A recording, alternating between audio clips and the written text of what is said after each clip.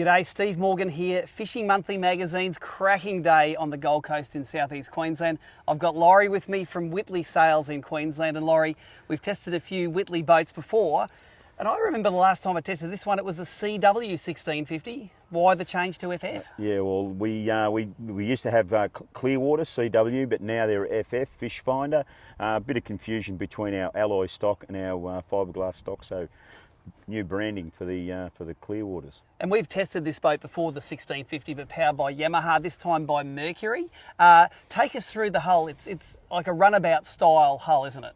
Yes, that's correct. Cuddy cab, small berth in the front, and 75 Mercury on the boat. It's just a really good fit for the boat. So for me, Laurie, this is the sort of boat that if someone's tired of getting beaten up in a tinny, they want a fiberglass boat with a bit of shade, a little bit of space to get out of the sun. This is the stepping stone up into the Whitley family. Correct. Young families really love this boat because they can put the kids under the front, out of the sun, out of the weather, and be fishing off the back. And it's just a really good size. It's our entry level for our boats. It's the smallest boat we do make, Steve. Also, you can fit it on a single axle trailer. It comes in under that sort of 1.5 tonne mark, so easy to manoeuvre and fit into a garage. This yes, boat. That's correct.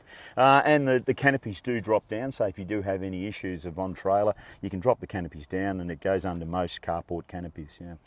Even though it's the smallest boat in the Whitley range, still has all of the features at the dash. I'm looking through here. There's a easy place to come up and set the anchor. There's all the gauges and everything that you need. It's not lacking, I suppose, in the amenity department. No. And it's also, you can upsize just about everything on it. You can go 75 to 100 Mercury. You can put a light bait tank. You can do deck wash, bigger sounder. You can fit a 9-inch sounder on the dash. So it's pretty user friendly and adaptable. Yeah. This thing powered by Mercury's 75 horsepower, 2.1 litre 4-stroke, and that engine in the 70 to 100 horsepower, it's the same engine, isn't it? Yes. It's just governed up. Yes, that's correct, yeah. Just the same engine, just they just do some electronics to it and away it goes. Yeah. And of course the advantage of the 4-stroke engine is there's none of that smoke, none of that noise that's associated with boating. Maybe when a lot of these people were kids it was all 2-stroke, but nowadays you can't buy a 2-stroke motor like that. That's correct, yeah. And a lot of people, they're coming in now and they're saying, oh, no Yamaha on the back of your boats anymore. And we say, no, we're very, very happy to have Mercury as one of our key partners on our boats. And, they look fantastic on the back of our boats too. Well, we're at Wavebreak Island at the moment. It's not a calm day. It's a little bit nasty at the front. Let's take this boat for a ride. We're going to come back to you with some of the performance statistics.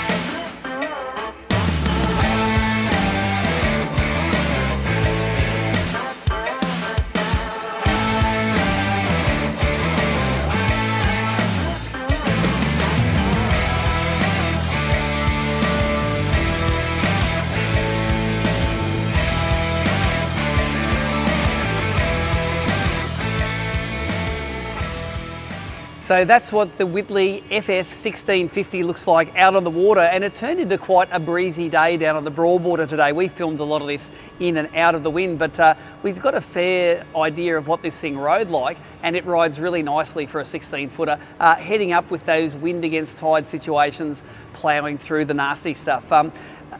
We've made a point that if you're stepping up into a glass boat, this is a good way to do it. It's at the lower end of what a fiberglass cabin style boat will set you back, and it's easily towed behind most family vehicles on that single axle trailer. Australian made as well. Whitley's a proud Australian company, been making boats in Australia for decades. And if you want the peace of mind of an Australian made product, this is for you. Fitted with the 2.1 litre Mercury on the back, performed really well. And with the performance statistics, I do note that with the big cabin superstructure and the clears and the bimini top on top, made a massive difference whether we were going into or against the wind. And let me tell you an example of that is the fact that the RPM limit, when we were doing 3,500 RPM, we would get 1.4 kilometres per litre going into the wind, and we turn around and go with the wind, it turns into 2.3 kilometres per litre. It's a massive difference, and so we sort of averaged them out to give you the performance stats. Now the performance stats for this boat, wide open throttle, we could get to about 5,000 RPM comfortably in this boat, 53 kilometres an hour, using 1.7 or getting 1.7 kilometres per litre. At 4,000 RPM was the most economical cruising speed, 38 kilometres an hour, but 2.4 kilometres per litre burned. And this has a 70 litre fuel tank in it, which gives you around 150 plus kilometres of range. Plenty enough for all the day trips that you want to do. Like a lot of the Whitley boats nowadays, this is supplied with Whitley's rubber decking, and it means that it's really easy to wash it out the hose at the end of the day and keep this boat really clean. A couple of pedestal seats there somewhat limits your storage options. If you want to take an esky out, you might have to keep it in the cabin, keep it in the back corner. But this boat does offer a cabin to get out of the wind and in the shade. It's not a cabin that's going to be big enough for you to sleep in, however. It's sort of a resting cabin, not a sleeping cabin, if you know what I mean. Helm position, comfortable enough. If it's going to get rough, if it's going to blow 25 knots, it's not going to be the most comfortable boat on the water. It's going to behave like any 16-footer, but anything under that, you can get up on top of the waves and it rides quite nicely indeed.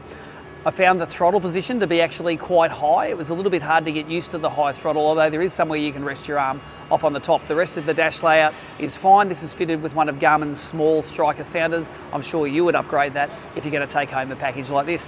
What does a package like this cost? $58,188 as tested. For more information, check out the Whitley website down below. And also, if you want to keep in touch with the latest Whitleys, what boat shows they're at, what new models are being released, subscribe to their socials. The information is down below.